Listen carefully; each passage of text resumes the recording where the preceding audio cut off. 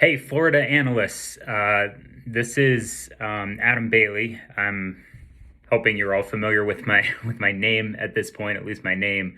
But I haven't met any of you face to face yet. So I had some announcements that I needed to roll out, and I figured I'd shoot a video so you at least can put a face with the name and the text messages going forward. So just wanted to start quickly by introducing myself. So I actually work out of Utah, and Peter, Jake, and I, along with Brian, as out in Florida, are the partners of Genesis. My role, where Brian and Peter and Jake are primarily on the sales growth side, my role is specific to finance and operations for all the areas of the company. So that includes Arizona and Florida, now with the Texas launch, and Reno. So I work out of Utah, but kind of involved with all the areas of the business. I also wanted to do quick introductions for Catherine Glad, who's our lead project manager, and Cheryl Milne, who is the director of finance and operations. You're familiar with both of them via text message, but haven't met either of them in person. And I guess I wanted to just quickly recap what their roles are so you can easily distinguish which communication should go to Cheryl, which should go to Catherine. Catherine's in charge of all the project management, so pretty much all the interactions with ESD. She's the one who's going to be on the new three-way text communication that includes the customers. So project management, getting the customer progressed to the point of install. Cheryl is responsible for all of the financial items on the account. So payroll for you, the pricing for the customer, PPW, stuff like that is all in Cheryl's wheelhouse. And then there's a couple things that kind of overlap both with the adders. So roof and tree adders, we have both of them a little bit involved because it's kind of project management and it's kind of finances as we're coordinating, making payments to them, and it impacts the PPW on the account. So anyway, I wanted to explain what their roles are. And as always, you're going to have group text communication, one set with Catherine and myself, and then another one with Cheryl and myself. And we're doing our best to let Brian stay out of that communication so we can focus on leading the sales growth. So I had a number of just kind of business updates and reminders that I wanted to touch on. I'll do my best to be as brief as possible. The first one is the new three-way text messages that we've rolled out. I think those have started already. Anytime you make a sale, you want to set up a text message with yourself, with the customer, who's going to be primarily responsible for communicating on the account, and then Catherine Glad. And the purpose of that three-way text message is so Catherine can give real-time updates to the customer, mostly for things that are just FYI, informational type stuff. Anything that requires any type of rapport with the customer, or prior relationship, or pricing, salesmanship, things like that. Catherine's going to be leaning back on the analysts to do that. Also, Catherine's not going to be taking or making any phone calls to the customer. So if a customer wants a phone call, that's something that she's just going to put back on the analyst to check in with the customer, and then she can get back to ESD with any updates that they need. The next business update that I wanted to share is in regards to some new Q-cell panels that we're going to be using. These are panels that have been available up until now with a 12-cent adder. They are actually going to become our standard panel effective today with a 10-cent adder. And wanted to give a little bit of detail on that. As many of you may know, there's been a lot of supply chain issues affecting the solar industry. So panels that have been stuck at ports, on boats, can't get them into the country. We're also dealing with a little bit of tariff issues where there's tariffs being charged on panels coming in from overseas. And that's both of those things have put some upward pressure on panel pricing. So these new panels are going to carry a 10-cent adder, and that'll be priced in automatically in Solo when you're doing the proposal. They're great panels, high producing panels, high efficiency, 25-year warranty, all the things that we need out of our panels. There's just some temporary price pressure on it.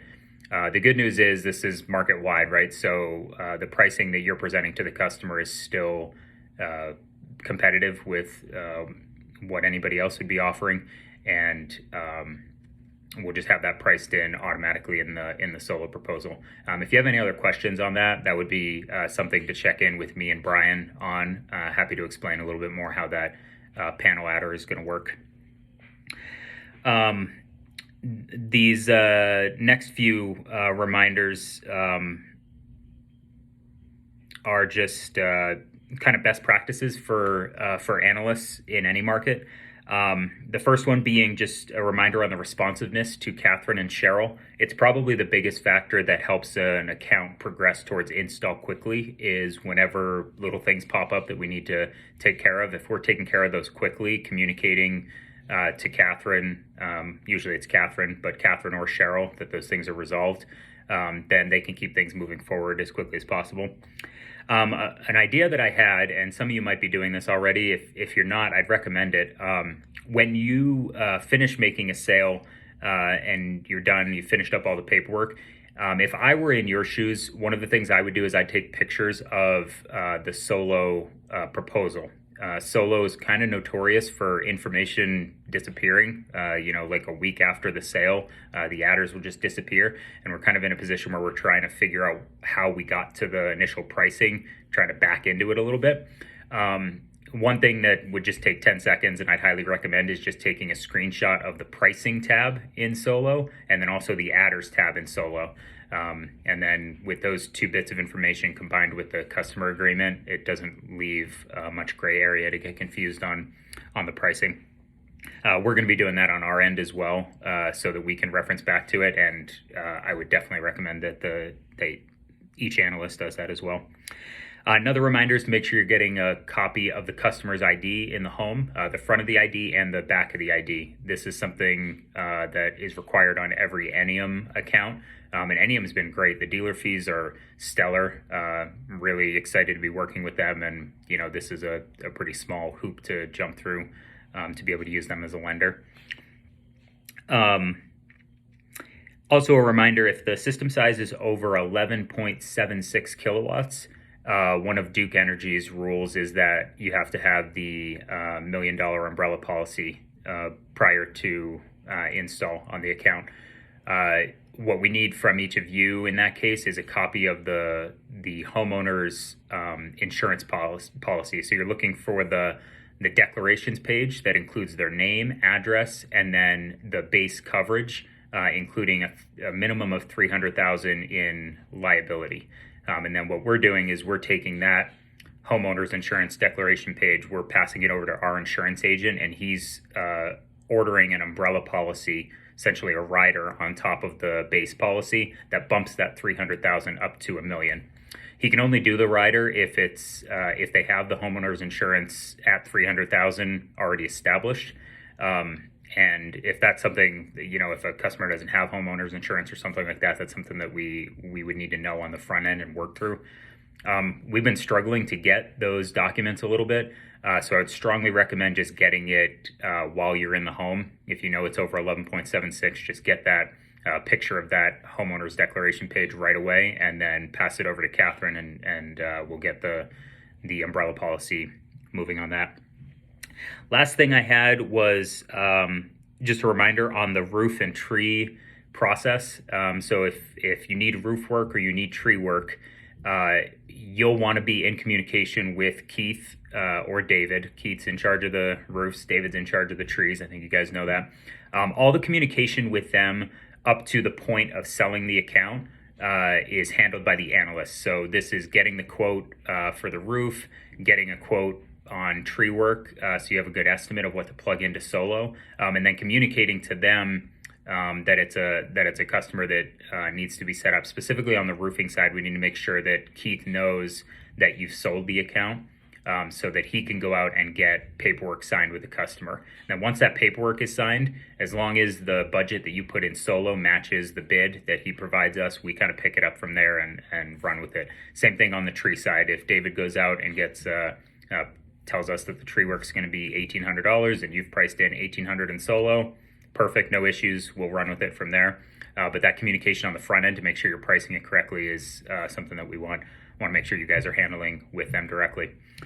I know that was a lot of business items that I tried to cram into one video, but also wanted to do it via video just to give a brief introduction.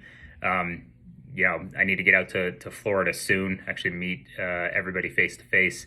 But in the meantime, I figured at least having a face to put with the name, and just able to briefly express my gratitude to each of you for working on the Genesis team.